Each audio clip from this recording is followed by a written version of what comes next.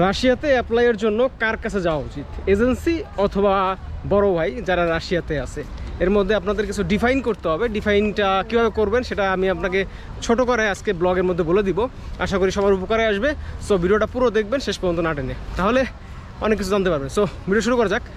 প্রথম কথা হচ্ছে যে এজেন্সি কীভাবে কাজ করে। রাশিয়ার জন্য কয়েকটা বিষয়ে কাজ হয়, মানে কয়েকটা সিস্টেমে কাজ হয়। একটা হচ্ছে ডিরেক্ট ইউনিভার্সিটিতে পে করে তারপরে হচ্ছে আপনি সেখান থেকে ইনভাইটেশন লেটার নিতে পারবেন। মানে আপনি অ্যাপ্লাই করলেন মেইল করে, দেন মেইল হওয়ার পরে তারপরে হচ্ছে আপনি সেখানে টিউশন পে করবেন, দেন তারা ইনভাইটেশন ইস্যু করবে। এটা একটা পদ্ধতি, বাট এটা এখন খুবই কষ্টকর। এর কারণ হইতেছে কি, যে আপনার যেহেতু বাংলাদেশ থেকে মানে নেই, সুইফট বন্ধ, তো ডিরেক্ট টাকা পাঠানোর জন্য একটা ইস্যু থেকে যায় যে আপনি টাকা কীভাবে পাঠাবেন। সো এইটার কারণে একটা প্রবলেম ক্রিয়েট হয়। সো অনেকে এইটা মানে চায় না, কারণ হচ্ছে ধরেন আপনার সামহাও যদি ক্যান্সেল হয়ে যায়, মানে মানে ইনভাইটেশনটা না হয়, তখন সেই টাকাটা ব্যাক নেওয়া একটা কষ্টকর ব্যাপার হয়ে যায়। ঠিক আছে, সো এখানে করতে হয় কি, আপনাকে কারো মাধ্যমে টাকাটা জমা দিতে হয়। এখন সে যদি ট্রাস্টেড না হয়, সামহাও সে টাকাটা জমাই দিল না। আবার যদি সে ধরেন ট্রাস্টেড হইলো, কিন্তু সে দেখা গেলো হেলামি করলো, এই টাকাটা জমা দিয়ে এটা ঝামেলা করলো বা এরকম কিছু হইলো। ঠিক আছে, সো এটার হাতে আমরা কিন্তু খালি মানে অ্যাপ্লাই করা বন্ধ কন্ট্রোল, বাট পেমেন্ট অন্যান্য বিষয়গুলো কিন্তু আমরা কন্ট্রোল নাই গেল। এরপরে হচ্ছে মানে এখানে কিন্তু খেয়াল রাখেন, এখানে কিন্তু তারপরে কিন্তু একজন সহযোগিতা লাগতেছে, মানে ডিরেক্ট পারতেছেন না, সেকেন্ড আসতেছেন, ধরেন এজেন্সির মাধ্যমে করবেন।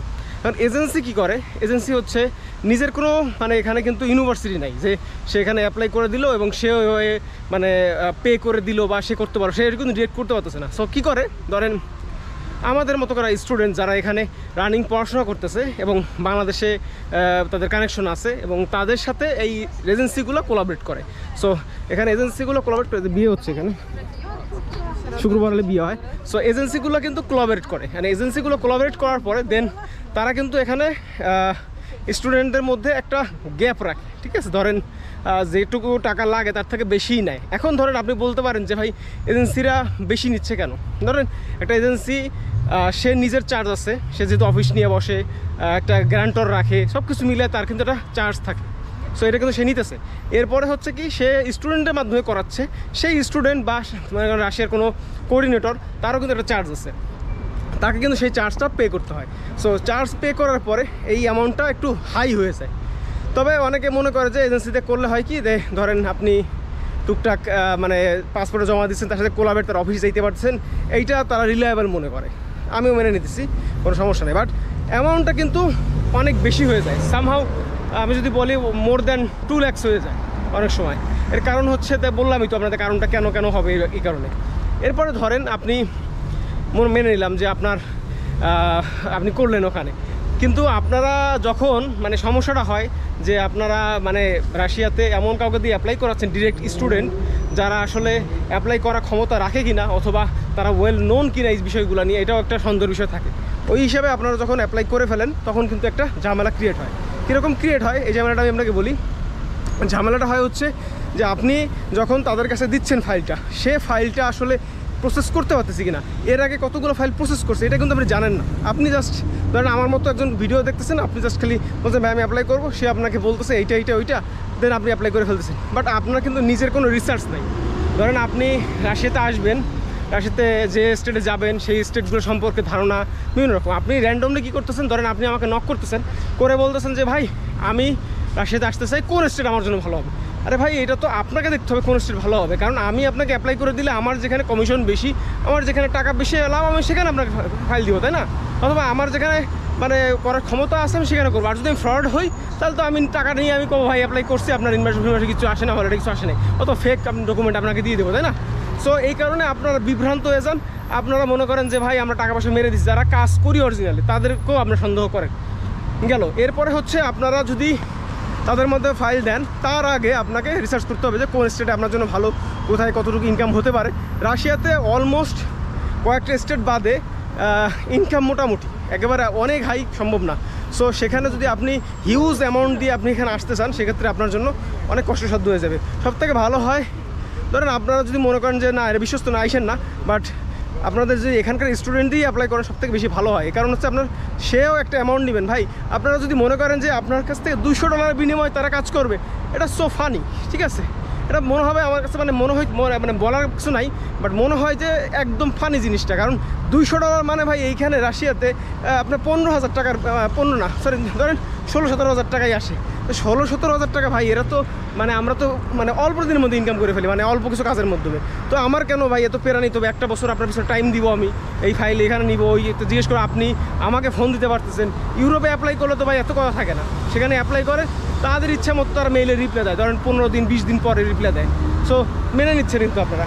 ইভেন তারা যদি একটা মেইল করে আপনাকে বলে যে ভাই আপনার ফাইল আমরা গ্যারান্টেড করি না, দেন ওকে বাদ দিয়ে দিচ্ছেন আপনি, ঠিক আছে, আপনি কিন্তু কোনো কোশ্চেন করেন। বাট আপনারা যখন আমাদের কাছে ফাইল দেন তখন কিন্তু অনেক কোশ্চেন করেন, এইটা কেন ভাই, ওইটা কেন ভাই, এটা হবে না কেন, ওটা হবে না কেন।